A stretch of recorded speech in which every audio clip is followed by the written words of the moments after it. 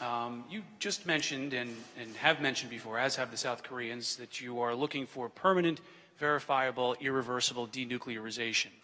How does the United States specifically define that? Is it inspections, full facility dismantling? Is it more than that, less than that?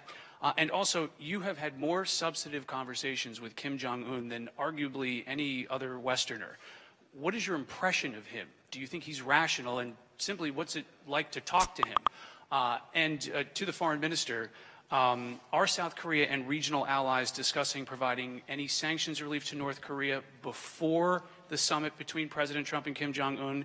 And what kind of outcome does South Korea need to secure its security? And does that include the maintenance of current U.S. military assets in the region?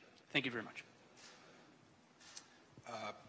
I have spent more time with Chairman Kim, other than perhaps President Moon, working on this incredibly important challenge that lays before the world.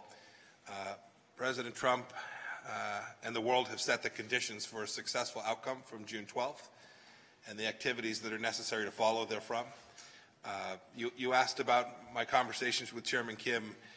This question is sort of undignified as irrational. Yes, we had good conversations, substantive conversations, conversations that involve deep, complex problems, challenges, the strategic decision that Chairman Kim has before him about how it is he wishes to proceed and if he is prepared in exchange for the assurances that we're ready to provide to him, if he is prepared to fully denuclearize. And I'm not sure how to define it fully. Right? It's pretty clear what that means. It would be an activity that undertook to ensure that we didn't end up in the same place that we'd ended up before.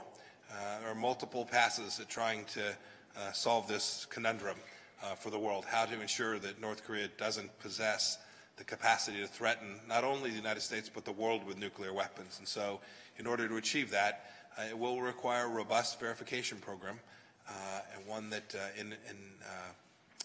that we will undertake with partners around the world, which will achieve that outcome in a way that, frankly, no agreement before it has ever set forth. A big undertaking for sure, but one that Chairman Kim and I had the opportunity to have a good, sound discussion on, so that I think we have a pretty good understanding between our two countries about what the shared objectives are.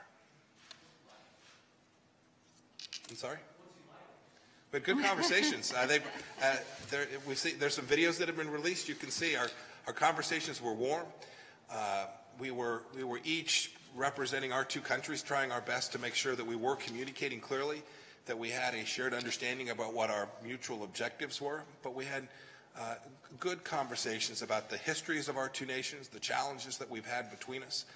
We talked about the fact that America has often in history had adversaries who we are now close partners with, and our hope that we could achieve the same with respect to North Korea.